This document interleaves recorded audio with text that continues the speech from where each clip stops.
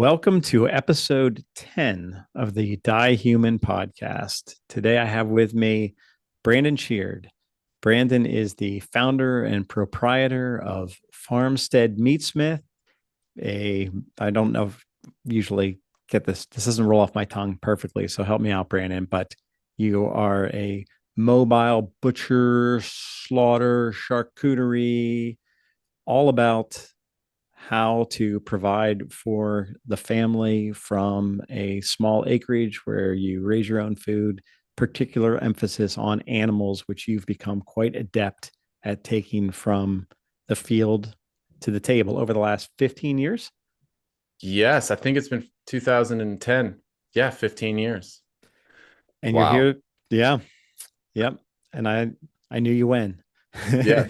And here we are to talk today on the Die Human podcast about animal death and maybe some of the differences between what it is to die as an animal and what it is to die as a man, and Yeah. what we can learn from animal death and what you've experienced over those 15 years in the work that you've done. If you wouldn't mind just taking a minute to say a little bit more clearly Yeah. what I said at the beginning in a way that people could understand who aren't familiar with your work, if there is anybody left, because you've become quite the man in this space that you sort of created for yourself.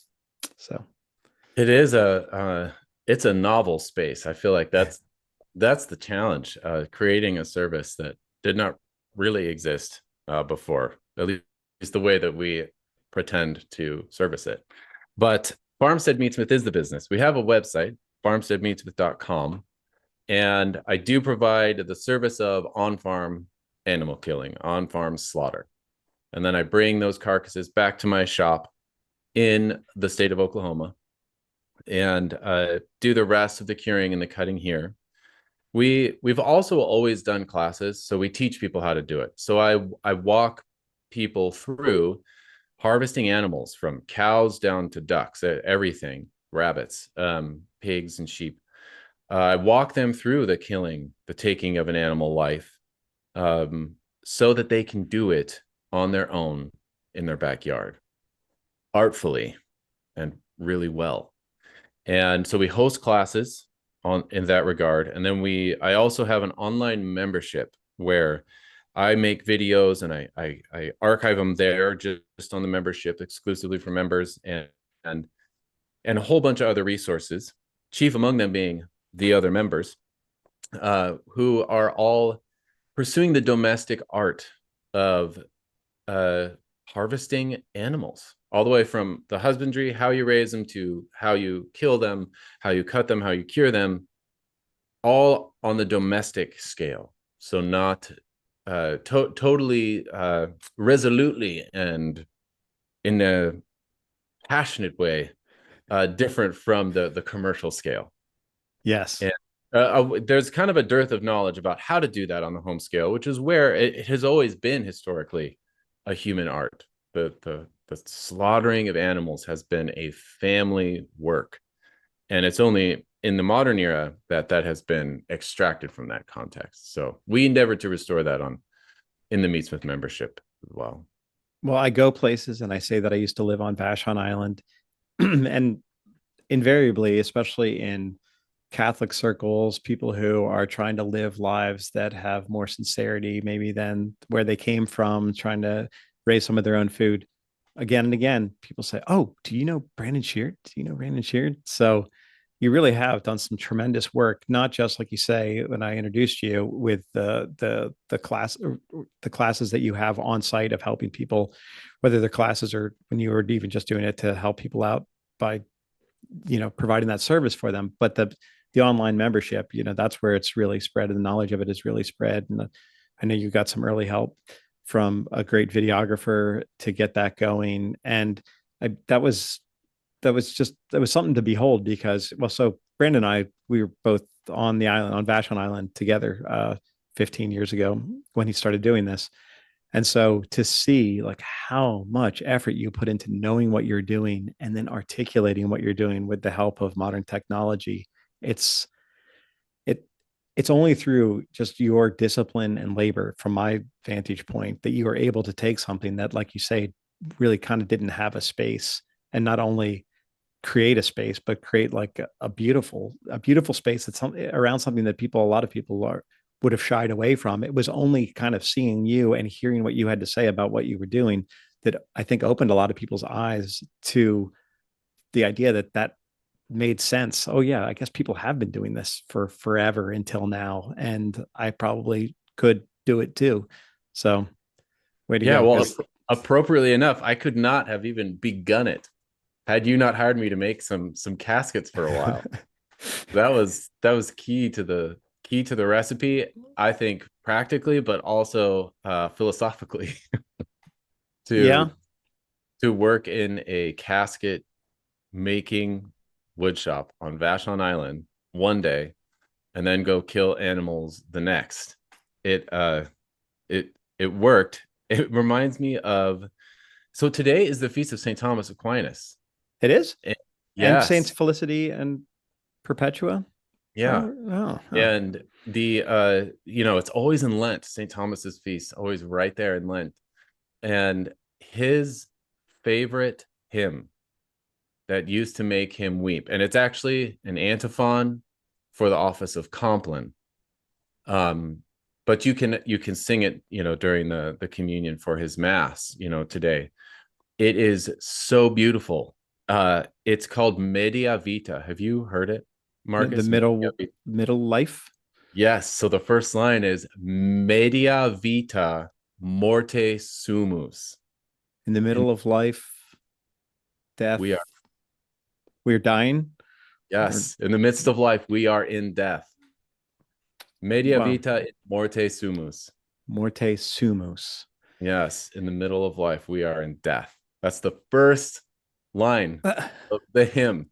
Wow. And it just goes on to there, and there's a repeated line, which is Holy God, Holy Mighty One, Holy Savior, have mercy on us. No way. Yes. Wow, you've come a long way. It's Could you imagine that when you were working in my coffin shop in 2010 that you'd be instructing me in this way? Since we used to inscribe that prayer on the caskets. Amazing. Yeah. Yeah. It's such a beautiful hymn. If you could, I'm sure you could find a recording of it on the YouTubes. Yeah. Or it's specifically linked with St. Thomas, because all of his biographers said that was the hymn, the song that made him weep, the hymn that made him weep. And it's very much a Lenten night prayer, a Lenten evening prayer in the Dominican divine office. Really, really beautiful. How fortuitous that we're having this conversation on that day where that hymn crossed your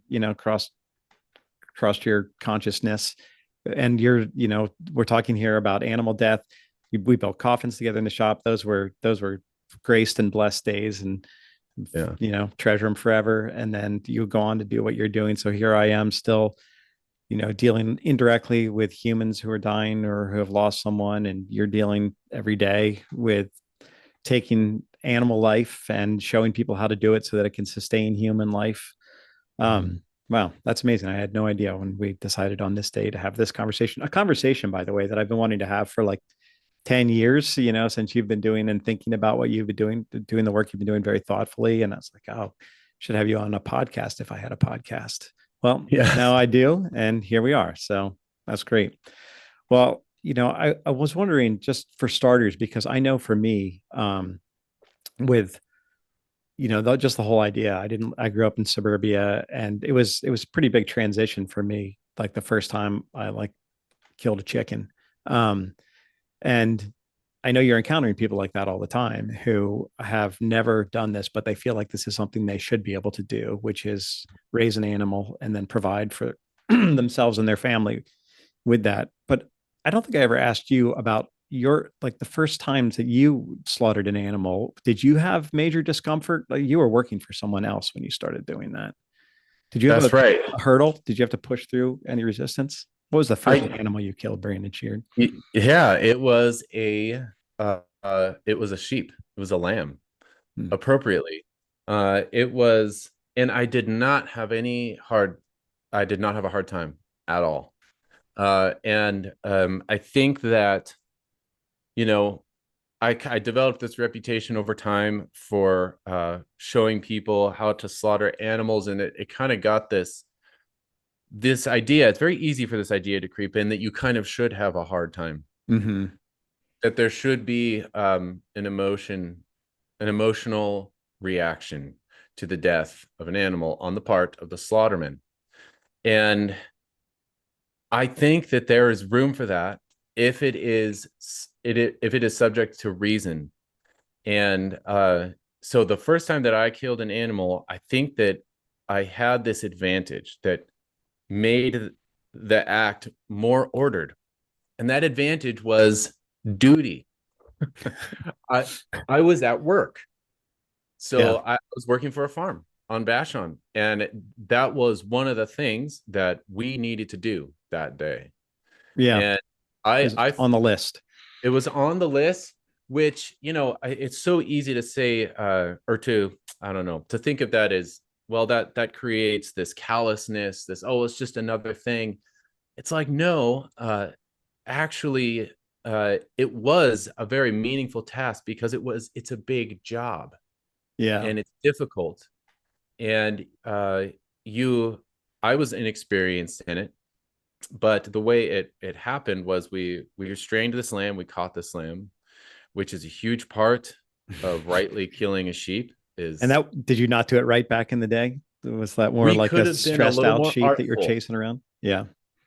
We did okay. We did okay as, noob. We were all noobs. There not very many of us really knew what we were doing, but we did okay in retrospect as I look back. But we restrained this lamb. We put it up on a table Hmm. because sheep are small enough, you can lift them, which gave us easy access to the throat. We restrained the feet because there were probably 3 or 4 of us around. And then I delivered the kill with the knife just across the neck. So there's no stunning of the brain. It was just bleeding out. And which is actually, if properly done, is the right way to kill sheep. And I think that because it was in the context of a job, but also because it was, I understood the end, the meaning, the purpose of the kill. And it was the food that I had eaten, that I had experienced, and its goodness for the body. And that is not a insufficient end for that sheep. That's actually the highest end any sentient creature could aspire to feed a creature, but not just any creature, a creature with an immortal soul with the image of God. We think like, oh, it's just food. It's just food. It's like, no. This is a huge elevation in the realm of being. And so I think I had tasted the food, and I knew this is how you get fresh lamb that is actually nourishing for our bodies. And with that, I was like, this is, as much as this is taking life, this is a culinary step to nourish humans. This is step one to the recipe, and for lamb chops. And so all of that to say, it kept the ends firmly, squarely right there. I understood the purpose, the end for which we're doing this, and that makes sense, and that made it doable. So when you're explaining that, you weren't thinking through all of that in those terms, but it was just understood. Like that's what we're doing here. And then have you put words to it afterwards, or did you actually the kind of process like you didn't? It doesn't sound like you really needed to process something. Like it just made sense. Yeah, it made sense. I think because I had just learned how to cook Uh, uh, at the same farm on the same lamb. It's the other sheep of the flock, and not even just learned how to cook, but learned what real food is, that it tastes well and it is nourishing.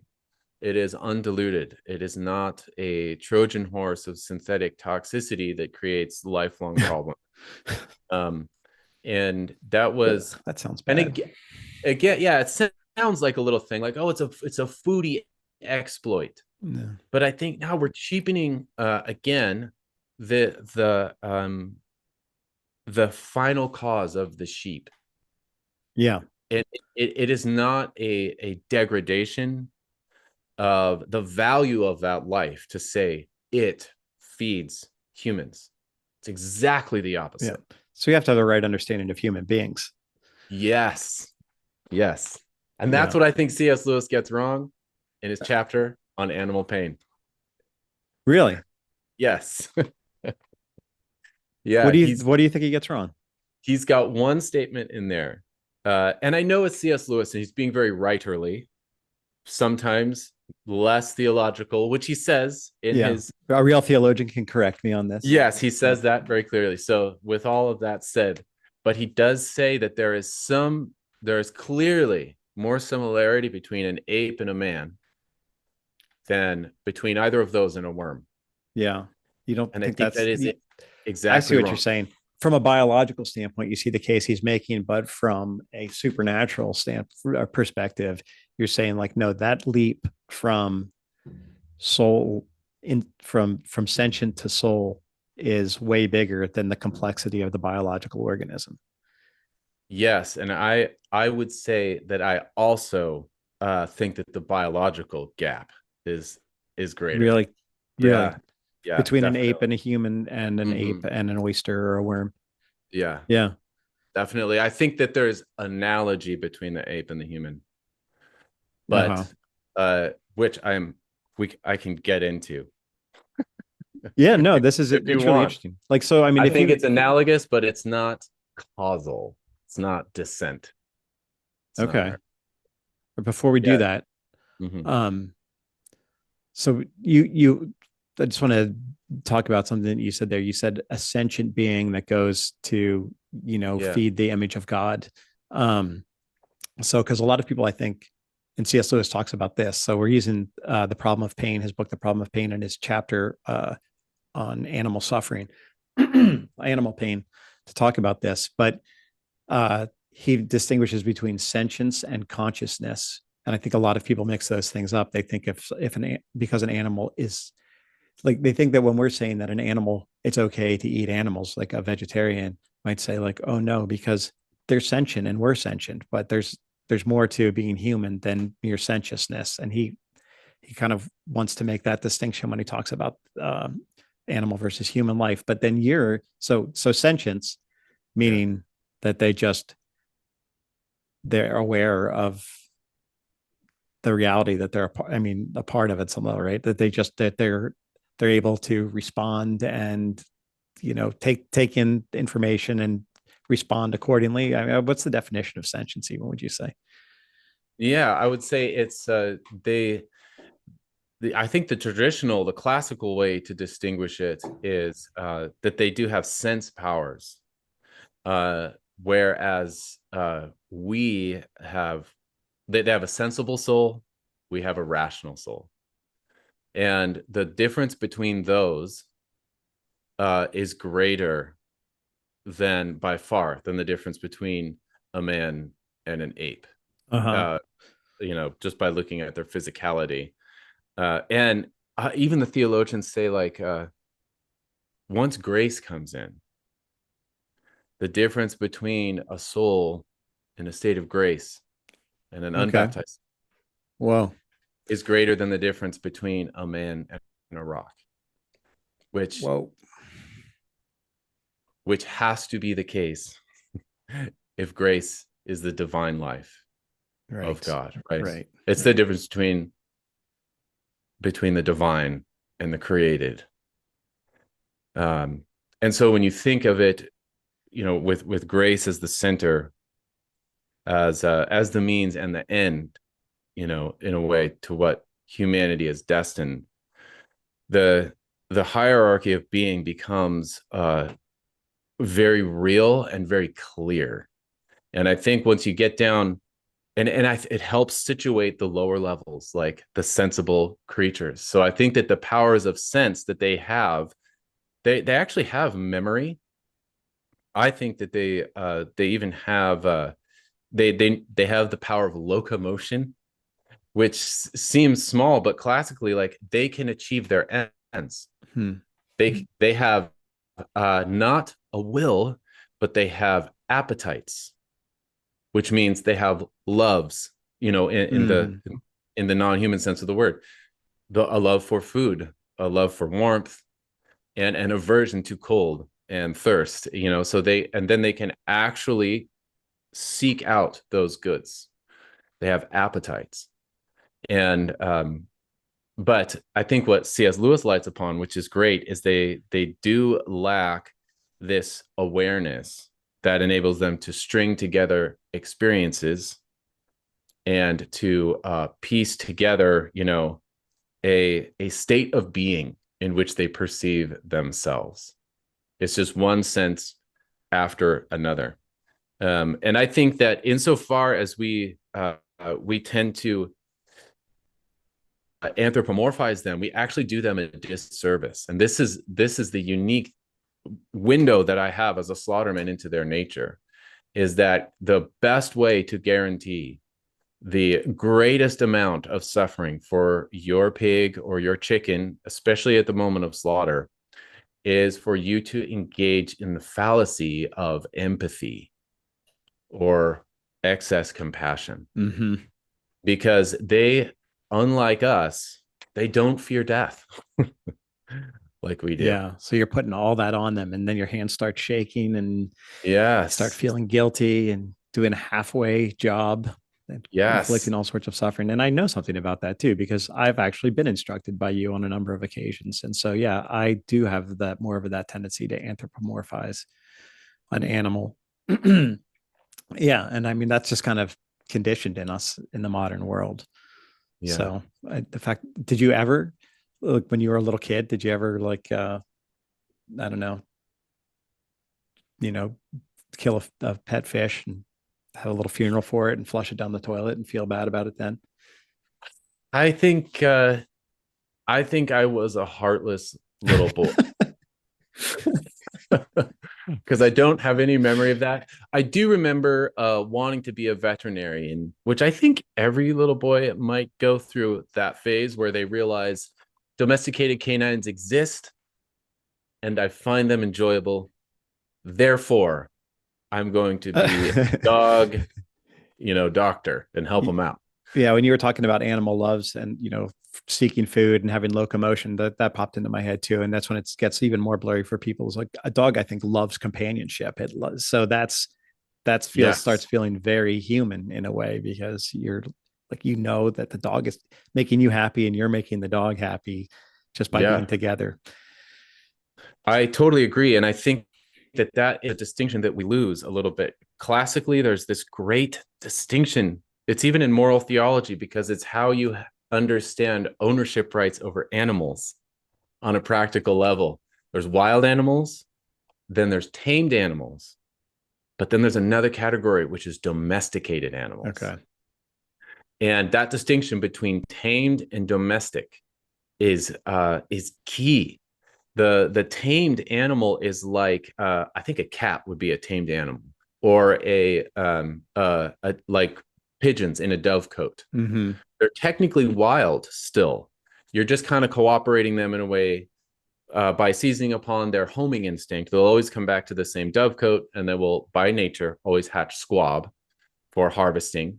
But they're still wild. They're kind of being wild. They're just tamed. They're working in the domestic realm. Whereas you get a dog or a horse before automobiles, or a dairy cow or a dairy goat, these animals, they have actually a different nature.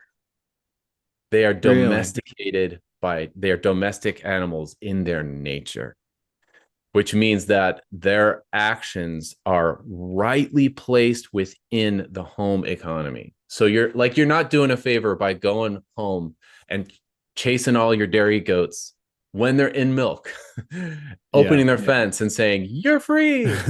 They might actually think that's cool for a while, but then it's not going to go well for them. They're not going to survive. They'll get mastitis because they do need to be milked. They are by nature designed to cooperate with humans. And I think that there is this partnership that we have with them. It's specifically with the domesticated animals, and I think that this is primordial. This distinction because it's even made in Genesis in the creation account. It's so interesting that on the fifth day, God makes the beasts of the field and the cattle, Huh. which Yeah. is that's domesticated livestock. Um, so I can't remember where I was going with that, but that it's an elemental difference in nature. Yeah. And we tend to just lump all animals together. So Yes. it's important maybe to understand how to actually, like you're saying, to give animals their proper high place Yeah. in, you know, the, the hierarchy of existence by recognizing how they are different from us and then being able to actually distinguish how certain animals are different from other kinds of animals even. And it's not necessarily based on, is it a mollusk or is it a primate? It's actually its relationship to human beings again. Exactly. Yes. Yeah, I agree. I think that it's all about its relation to human beings, because that is that's how they evince their purpose as creatures, which is to be under the dominion of the humans, which is that is the created order, the natural order, which is intended by God as the law of nature. And so I like that C.S. Lewis he scratches the surface of that concept when he talks about the dog, and how a domesticated dog is not like a degraded wolf. You know, Mm-hmm. um, it's a great insight, and I think it's absolutely true. It's actually a fulfilled wolf, if it is a Yeah. wolf, Yeah. which is still debated. Like you've got the border collie that seemingly as a puppy knows come by and away to me. Like it is so ingrained in their nature, again, to be this aid to humans in herding sheep. We it would be silly to look at that and say, "Oh, poor wolf." You know, if only you could go out and be wild. It's like, no, that is actually a fulfilled dog. And I would say the same thing when you slaughter your backyard pig or your sheep. That is not running contrary to its nature. That is actually its final cause. That is the fulfillment of Wow. its nature. So you're inviting it into its ultimate purpose when you slaughter that animal and use it to provide for your family and friends. Yeah. Well, then if you're saying that and saying that there's that we have to be very careful about uh anthropomorphizing these animals. I know that C.S. Lewis also, and a lot of people throughout history, have taken the relationship of, certain animals to man as an analogy for our relationship to God. Do you think that's a huge danger zone then that people fall into, or do you think there is still something there to that's useful? I think it's actually a great analogy, given all the distinctions we just made. And it's one I think about a lot, because what God does to us by grace, which is to say, he infuses us with a created share in his divine life. So he actually takes the creature and makes it the kind of thing by his grace that can participate in the creator. So that's an ontological leap, right? That's not just something else. I don't know what else it would be, but that is Yeah. an ontological leap. It What do you is mean by that ontological when you say it that? means that by nature, not just by sin, sin definitely doesn't help, but by nature, we are incapable of the beatific vision. So Mm. even Adam and Eve, that St. Thomas talks about this in the Summa, even Adam and Eve, immortal life, the beatific vision was actually not natural to them, even in their pre-sin state, their innocent state. That was supplied by grace. That was grace, meaning the condescension of the creator to give them a share in his divine life, which was Okay. not natural to them.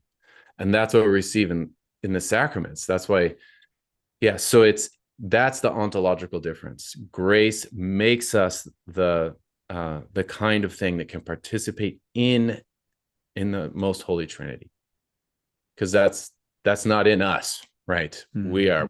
We totally lack that capacity, Ever. ever. Yeah, even without sin. And so And then sin, of course, takes us and makes us enemies of God even further. So it's just our creatureliness. And I think that an analogy of that is similar. Again, it's analogy, right? It's not a univocal equation. It's an analogy. Mm-hmm.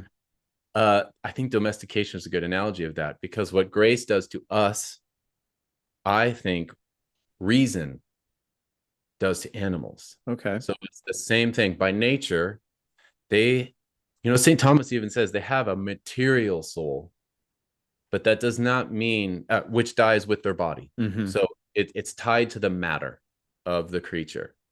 And it's the soul in the sense of like its form, right? It's abstract being. Which is kind of it's the pigness of the pig, its nature.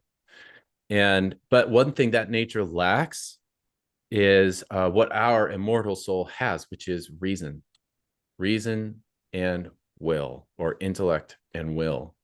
And so what happens when, like God applying his grace on his creation, we take our reason and we order creation thereby, which is totally unique country, but there's no other creature that can bring reason to bear on the natural order.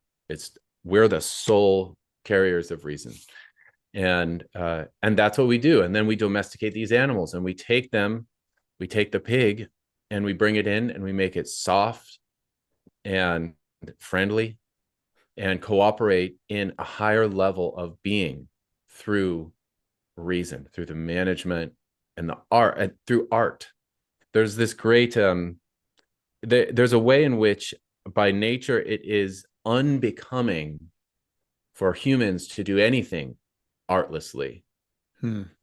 And it means, unbecoming in the sense like it actually is not in accord with our being. We act a little bit like animals. Beastly. Yeah. You feel that sometimes in yourself and in others, for sure. A little Yeah. bit sometimes, a lot Yeah. sometimes. Yeah. If we do things artlessly, Yeah. because art is only a thing that comes from reason, right? It's the product of reason. And so it's not like some of us can be artistic and some of us can just be plain Jane. It's like, no, all of us have reason. And so every movement that we make towards sustaining our bodies, everything we do is going to be mediated by reason. God, that is the thing that God gave us in order to survive. And I know I'm rambling, but there's this No, it's great. there's this really cool distinction that St. Thomas makes in his letter to the king, the Prince of Cyprus, where he's telling him how to be a king. And it ends up being this whole tract on the order of being. Whoa. Which makes sense when you think of the king being at the top, Yeah. of an order. And but he makes this distinction where he says that it is unbecoming for humans to eat food that is untreated by art. Art affects everything. And the reason How would you is, define art there? Like just in relationship to food? What's yes, artful I to St. was Thomas? yeah, I think it must be the product of reason. So like you can never just like thoughtlessly fill in the hole, fill in the fuel tank, Mm. This is why it's the only logical explanation, which I haven't even gotten to yet, but why we cook things at all, why we prepare them. Why do we prepare food? So that it tastes well. Mm. That any evolutionary description of that is totally unsatisfying to me, because, well, I don't really buy the evolutionary thing, but also it's so impractical. There's no need for us to cook food for digestibility. We can eat raw food all day, no problem. We've got that in our makeup. So we need more, I think, explanation for the fact that culinary arts exist. So art is something that is done to be pleasing to the senses, Yes. as opposed to just filling the biological needs for survival. Yes, and I think it's because in addition to our biological need to burn fuel and create energy, we have more taste buds than any creature. We are capable Mm. of detecting more flavor than anything. It's in our nature. Wow. And you know, we can tell the difference between wine vintages blind if you train it through the use of reason, through the acquisition of virtue. Now, all other creatures not only lack that subtlety, they also have something that we don't. And this is the distinction that I was getting to. They have the immediate means to acquire their bodily needs. So dogs walk around with a coat on, sheep do. They don't need a house, right? They walk around with knives, with speed to acquire their food. They have by nature all of these things to sustain themselves physically. We don't. We totally lack them. Mm. The thing we have instead is reason. That is so That, great. yeah. People think of that as like, uh, it's so often painted as humans are just naturally so helpless, unlike animals who are so equipped. But it's like, no, God left these steps for us to be co-creators in a way that is meaningful to our existence between us and what it is that we need. Yes, yeah. And I love that it is intimately tied to our very existence. That's why I say it's like, you know, we can't act irrationally without it being unbecoming, you know, in the sense of like being. It is contrary to what we are, you know, because reason is what God has implanted in us to acquire all these things. So it not only is tasty and fancy or whatever you want to call it, it is human to artfully till the earth, cultivate it, isolate plant species, you know, and create our food through the use of reason. And then of course, you know, reason also brings in the capacity for our speech and our communication, and which helps us supply all the needs that we can't grow, which is makes us specifically, like St. Thomas says, the social animal. We're Right. utterly dependent upon each other to live, to supply just a sufficiency of bodily goods. We need that cooperation. Well, I don't want to get too sidetracked from talking about animals, but I Yeah, can't help when you're talking like this. But think about you. You have a large family. I have a large family. We're talking about bringing things into their proper order and not being beastly, and the grace acting on us so that we can partake in the order that God has given us the opportunity to be a part of. And so I was thinking there, you know, when you're talking about how you said heartless, but your ability to, you know, impose your will on an animal so that it can take its rightful place as yeah, what it was created for. As fathers, we have to impose our will on our children in the same, not in the same way, please God, yeah, um uh but sometimes we have, you know, if we're too empathetic with the fact that this is going to hurt our children, to be corrected and to be forced in some ways into doing until they're able to choose rightly on their own, to doing what they ought to do so that they can live a proper life that they were created for. I mean, do you, are you able to kind of bring that same sense? Because this is a very, I mean, a very thought through and powerful understanding you have of order. Like, are you able to bring that to your family, to raising children, to be like, well, I know what your place in this world is. I don't know exactly the details of it or whatever, but I'm going to do what I can to get you into that place, regardless of how much you might cry or complain about it. yeah, yeah. I definitely know when I haven't done that. Yeah, me too. You can That's see why the I'm seed. asking.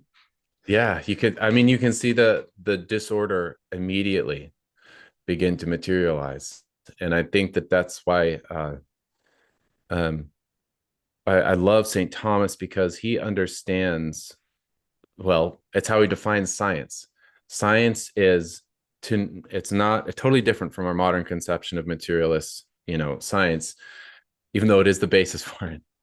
He understands science as understanding a thing by its four causes, or just by its purpose, Yeah. by the thing that gave rise to its being, and by its ends. You could say by its ends.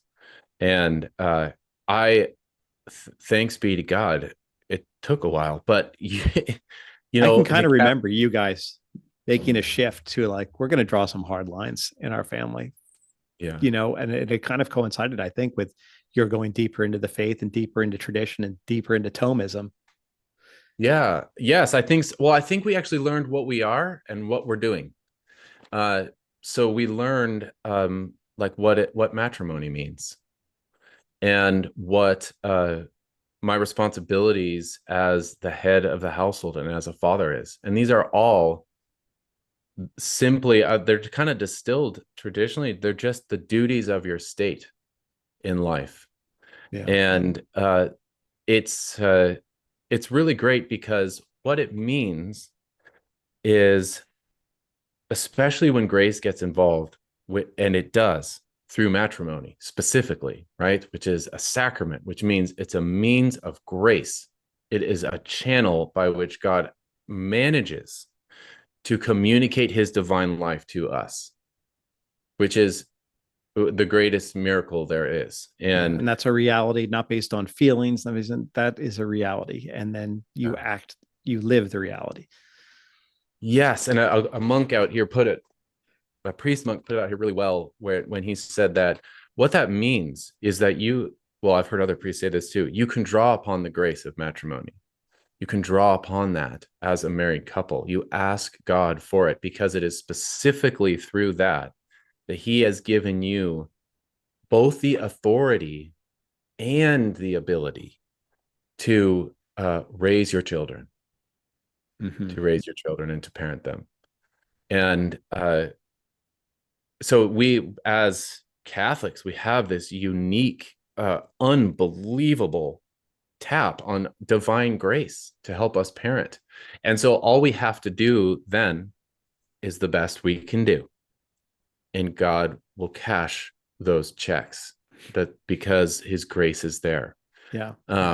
And yeah, that's been something we've fallen back on, but it really helps to be very definitive and clear about what those duties are. We and they seem simple, well, because they are simple. The duties are simple. Which is not easy always, but simple. Yes, straightforward, that's right. understandable. Yes. Yeah. And it's I have to educate my children. We, just as much as we have the right, and rights are always tied to duties. It's not because we're owed it or anything. It's through matrimony we are now commissioned to create life with God unrestrainedly. And therefore we have a right to educate our children, meaning he has given us the tools to do it. And so it's easy to get bogged down in the details, which I always do, but it's like what we must do is make children and then educate them. That's it. Those are my duties. and then they have a really good chance, through a lot of prayer and sacrifice on my part, hopefully, but mainly through God's grace, to go to heaven, which is my number one. That is my purpose as a father. That's it. So I need to get them to the sacraments, get them to in a state of grace, insofar as I am able. Again, yeah, that means you focusing on what you're able to do, and then recognizing that they have their freedom too, as in God's providence, and that he's working with what you're doing, and he's working on them, and they can accept it or reject it. And day to day, so I guess what I'm saying, all that, only to hover over a child and be like, oh, I think they're taking a slight wrong move here, a slight wrong move there, what do I need to do? Is like, no, you focus on what your state is as far as husband, father, and doing the right thing. And then you don't want to be parenting in such a way that you're adjusting everything constantly based on what you're seeing, the results. And I say results because they're just, Yeah. momentary things a lot of times. When this is just a bit of a sidetrack, but it's just, with what you've done with Farmstead Meatsmith and your classes and everything, you're going to people's houses or you're interacting with them online to tell them all about raising animals. But especially as you've gone deeper into your faith, like, I'm sure that again and again, people are telling you that they're extrapolating so much more out of Yeah. this little slice, and it's a pretty big slice, but this slice of order in their relationship to their food, with then, just like anything, when you get one thing ordered, other things that are disordered start to show up. But this is a profound sort of thing. It's not the Jordan Peterson clean your room and then you're like, oh, the kitchen's dirty too. This is on a metaphysical level that we're talking about here. Yes. Yeah. And I mean, to even extend it further, I think that there is this classical in Catholic moral theology. We've kind of gotten too smart for it as psychologically advanced modern people. Mm-hmm. But when we get away from the Thomistic categories of what the will is, what the intellect is, what the appetites are, what a human person is, then we're not just getting away from an old way of thinking about things. We're getting away from reality. St. Thomas was speaking truth. He's a doctor of the church. And truth adequates with reality. That's what truth means. And so when we started learning what humans are, then discipline and raising children and ordering a household, it became our understanding of it became way simpler. Like young children, the age of 2 and 4, 3, 4, it's really helpful to know that they don't have reason. They're not really capable. Well, they have reason, but they don't have the use of it. Mm-hmm. They don't have the use of it yet. They have a rational soul. They just can't use it. Instead, what they are ruled by is appetite. Yeah. They just have appetite. And an appetite is that which seeks the good of the body. Just like, honestly, an animal. It seeks, to quench thirst, to satisfy hunger, and to feel good, other bodily appetites, goods that are specifically goods of the senses, sensible goods. That is all that 2-year-olds care about. That's it. Yeah. And just knowing that can extract you from trying to reason with your 2-year-old. We just to put it all out there, we definitely spank, and it is which is to say it's actually a higher level of cooperation. It's extremely difficult because even in the Psalms, spare the rod, hate the child. What that means is spanking, corporal punishment, it has to be in charity. That's is a totally challenge. Yeah, exactly. That's probably a lot of the reason that we're anti, punishing our children, much less spanking, is because that requires discipline and love, so we act like we're being more loving by not doing this. Exactly. Yeah. So we're being more loving by not doing it, but we really just don't have the love or don't have the confidence that we have the love to do the hard thing in a way that still loves the person that we're doing it for their own good. Exactly. Yes. And it just puts yourself in that situation as a parent to think to punish in love, because like you said, it is so easy, nigh effortless. It is you are encouraged to punish in a state of anger, which is contrary to reason, which means you're going to punish in excess or for your own satisfaction. That is actually the selfish thing.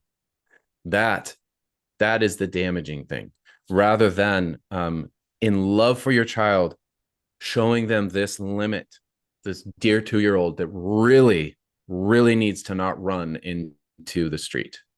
Right. Yeah. That is a thing they need to learn. And in charity, you need to teach them that. We were talking about with animals, how they're born with coats and knives and ability to run. Yeah. And that baby animals are generally born with the ability to get up and do all sorts of things right after birth, whereas humans can. And again, this is frequently said, oh, look, at the humans are kind of lower in some ways because look, they're totally helpless when they're born. But it's calling forth the art of parenting from us. Yes. It is. And I would even say that the art of punishing is an art, but in the technical sense of the word, you don't punish a thing that can't learn, right? Yeah. Like that, we in the animal kingdom, you would give punishment to a small number of animals because it would be useless otherwise. You can punish a dog, and that's about it. A Yeah. dog can learn it, and that's because the dog is so complex. He is intelligent enough to actually learn through punishment. It's only the things that are incapable of learning that we withhold punishment from.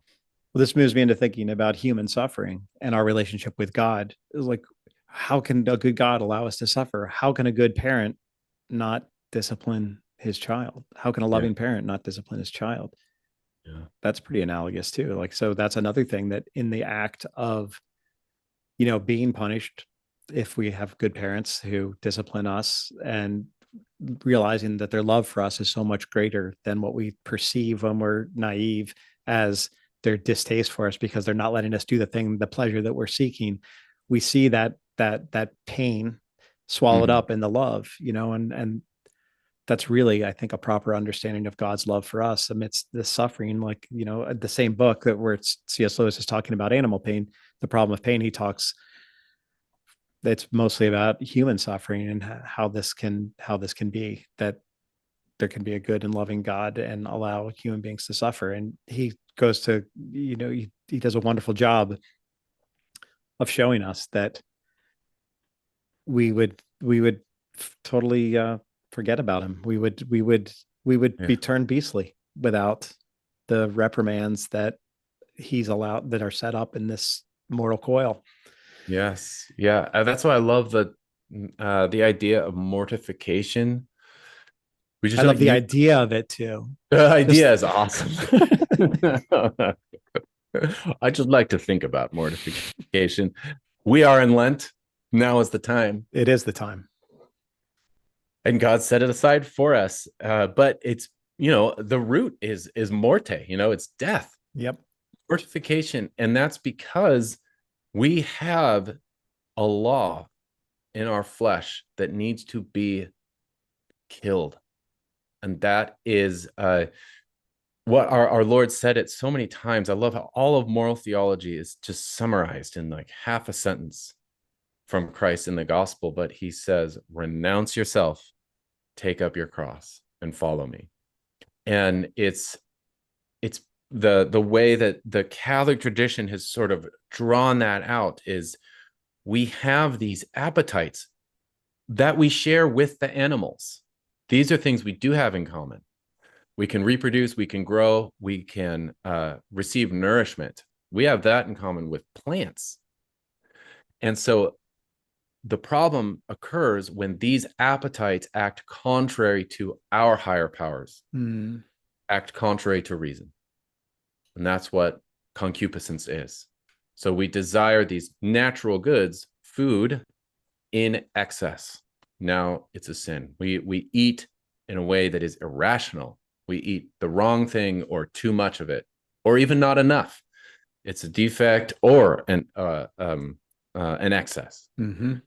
And that is what concupiscence is. And so what is actually happening internally is the appetite, which should be under the control of the will and the reason, is now superseding it. Now the appetite's running the show. And now, it's addiction is a great example of that. The appetite is driving you to do things that will crash the whole ship, contrary to reason. You're not even Yeah. sustaining life anymore, right? You're killing yourself. And that appetite needs to be killed. It needs to be mortified.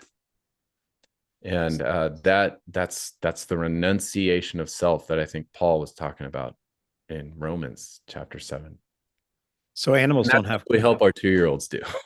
Say that again. That's what we need to help our 2-year-olds do. That, and well, I guess going back Renounce to themselves and take up their little yes, crosses. that's why their pain is a part of it, because death hurts always. I tell this, to people, when you do slaughter your animal in your backyard for the first time, and you do everything perfectly, death still hurts. There is always pain in death. We can't kid ourselves about that. And it's no different in the spiritual life. Mortification is painful. That's why it's always followed with take up your cross. That is always going to be part of it. And there's no sacrifice without pain, and there's no love without sacrifice. And so pain that's how we do it. That's the means. Yeah. We've gotten really good at trying to do everything we can to avoid pain. So it seems like that's a good in and of itself, but no, it's a proper relationship to it. Yeah. Well, so animals don't have concupiscence, right? Because they're not created in the image and likeness of God and fallen from a state of grace. I mean, we don't know how the fall affected animals, but what can animals teach us then in their non-concupiscent approach to death, which they don't really approach it, because they're not, like you say, going from a thought of I'm getting closer and closer and closer to dying. But there is something, right, that we can learn, because animals, you've pointed this out, we've slaughtered animals together, and you've talked about how when you turn the goat or the sheep upside down and its legs are in the air, it gets very docile, and it's just relaxes almost as though, if done right, it knows that, not knows, but that it's taken its proper place in the order of things. And we're meant for eternal life with God, but for obvious reasons, when we're sinful and we're not prepared, there's no way we can go before him now, because we've fallen so short of what we were created to be. But still, what can we learn from animals, do you think? And they're pure because they're not tasked with as much, so they're not falling so far short. The purity with which they die. I think it's a great meditation for a holy death, because I think two things come into play when an animal dies well, which means, other than, not screaming and thrashing and being tormented and breaking all your fences and sprinting 100 miles with a wound. So not that. When it dies well, it's because of two things. The animal obeys its nature, which it always does. We are the only creatures that can be, Dr. Peter Kreeft said this once. It's so great. We can actually, a pig is always going to be piggy. A sheep is always going to be sheep-like. They are always going to do their what is dictated by their nature. Always. They will not break the rules. Even in their social groupings, they don't break the rules. They have a very clear hierarchy. Is to think about. Yeah. If you observe their social order just for a little bit, it's their obedience to it is perfect. Wow, I've only ever had one pig. Yeah, that's why one pig is not a happy pig. They tend to not. They actually need company in order to eat enough, because they compete. And even though it looks like a rowdy competition, it's actually a very ordered ritual by which they establish the hegemony of pigs by food rights. And it encourages the lowest ones to eat a sufficiency of food. And this if you try to raise at least a lean meat pig on its own, they do not eat as much and they grow slower. But so they're absolutely obedient to their nature. Okay. And as domestic animals, their nature is they are the kind of thing that is fulfilled when it dies and feeds humans. That is its final cause. That is the sheep, the pig, the beef cow, that is its end. And so that, but even that, just that is not quite enough. Something else has to come in, and that is the art of the slaughterman, to be docile and observant of that nature, and to kill the animal in a way that accords with it, that harmonizes with that nature, rather than just going against it.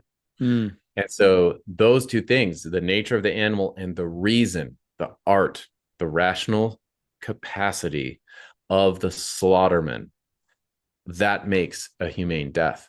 And that is what that means, is you have to treat each animal according to its nature. And I think the analogy is pretty clear. It's like we also, just to fulfill our nature, we need grace. We can't do it without an infusion of the divine life. To just be what we are successfully, we need God's grace. And that's what happens in an animal slaughter between the sheep and the rational slaughterman. And so, like with the sheep, you just have to understand, this animal flees from me because it perceives me as a predator. Same with goats. Some unless they're milk goats, as you know, they might not perceive you as a predator. They kind of look at you like you're another goat, and they'll follow you. Mm-hmm. Because of that heightened degree of domestication that they have attained. It's not a diminution. They've actually been elevated. But the thing is, you're not a predator. You are the head. And so you are going to help, just like a good king or a good father, you're going to help usher that animal into the fulfillment of its duty, of its role, of its nature in life. And so with a sheep, you can't chase them. And this goes pretty much across the board. I guess pigs would be the only exception. But docility to their nature means no chasing. Because if you chase them, you give them the signal that you are just a cougar, just a wolf. You're just a predator, but you're not. You are an artful slaughterman. And so that chase causes flight in them. And when they feel themselves fleeing, that is when they experience panic and fear and unnecessary pain. So much of slaughtering is not doing what feels like the compassionate thing, which is being reticent or gentle. It's exactly the opposite. You want to remove the possibility of flight from the animal's body. So however you can restrain them, that's how you need to achieve it. And like we did, back on Vashon with goats, it's restraining their body, grabbing a good stout hold. And the more firm your grasp, the calmer they will be. Mm-hmm. The more perfectly you remove from them the possibility of flight, the more peaceful that animal will be. You haven't triggered their flight response at all, then you'll be able to lay them down, and they will not struggle against you. You can lay them down on their side, and and by removing flight, it literally means you get their hooves off the ground so that they cannot walk or run. That's the key. And it's the same with a bird. You restrain their wings. If you restrain their wings, you have a calm bird. You have a calm sheep if you restrain its feet or get them off the floor. You don't have an animal that is anticipating its own death. And so the more important, because they don't have that capacity, the more important thing to do is to restrain their mechanism, their response of flight. And then you can take their life peacefully. And that's because they will always fulfill their nature. They're never going to change that. They're never going to suddenly expect that because you killed a sheep over here, you're going to kill me. They don't do that math in their mind. But what they will notice is they're fleeing at a full speed. Because now there's chemicals activated in their bodies. You've triggered a whole another. It's a whole nother creature Yeah, almost at that point, from what I've it seen as far as, is. yeah. Yes. And that's why if you restrain their body, you have restrained all the powers of their material soul, because it's a material soul. All of their powers of sensing, all of their powers of memory, because they can remember things, all of their appetites. You If you control the body, you control the entire creature. And you can control it and keep it in a state of peace and take its life with a sharp knife. And it's pretty quick. It's pretty tranquil, but it takes the cooperation of the rational slaughterman with the natural animal. Okay. So in a state of grace, ideally, then we have a rational, not rational, but now whatever what is the analogy for a, was it super rational if we're talking about grace acting on us instead of just our mind, like our relationship with our master and our ability to go peacefully, trusting in his firm grip on us, his firm hold on our, like, as humans, we can always be anticipating threats and thinking about what's a threat, and it can get to the point where it really interferes, with your peace and with your happiness day to day. And that might be a sign that, yeah, I mean, I guess it would be a sign that something's out of whack in your relationship with God and the state that you're in, your state of grace.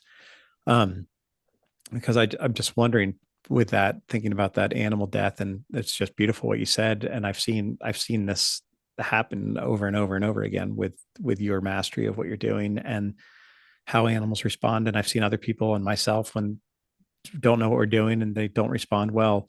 So that, I mean, again, this is what is it? If I'm making an Anthropomorphism. animal like a man, yeah. Yeah. I don't want to put a person, an animal in a human being's place, but there, I have been building caskets for 15 years, and I have actually known people who were dying, lots of them, who have talked to me, who were completely at peace with this. They felt like they were already being held, and they were already, that they were going to, that they were in the process of fulfilling some sort of purpose. They had that kind of peace, which is hard for me to imagine from where I am in life right now and the concerns I have and everything. But it's not just that, it shouldn't just be the domain of an 85-year-old who lived a great life and did wonderful things and has been to confession, as at peace with it. Like, that should be something that we're kind of all aspiring to all the time. The same way you could slaughter a 6-month-old goat, or you could slaughter a 3-year-old goat, and you don't really think, well, this one's only 6 months and this one had a good 3 years. So I'm just thinking about, because you mentioned grace so much in the conversation and just the difference that it makes in what we are. I was going to say who we are, but what we are really, right? Yes. So can we even we could have maybe a less painful death. We can have a death that's easier on the people who love us, but just outside of grace, we can't have a good death. No. Yeah, it is a supernatural gift, a holy death. A holy death is, which means it's not one that we can conjure, which is why I think the church tells us to ask for it all the time. We say it, grace of a good death 50 times, every time we pray a Hail Mary, also. Yeah. Pray rosary. Ask for a holy death. And because that is an admission of the sheer reality that we can't do that on our own. Because the thing, it's interesting there's got to be a limit to how far to take this analogy that we're using. Mm-hmm. So I don't want to take it too far. Right. It's to get vulgar. I don't want it to be that. But there is, I don't know if there is this amazing, the analogy carries on after death, because we eat the sheep. We eat it. So, which it becomes part of us. Becomes us. Mm-hmm. That's what the power of nourishment is. You literally unknit a thing into its matter doesn't disappear. That's what's crazy. It's matter. So everything is composed of form and matter, and our form is our soul, just like the material soul of the animals their form. That's their blueprint, their design. But then they have matter that is united to that form in their material soul.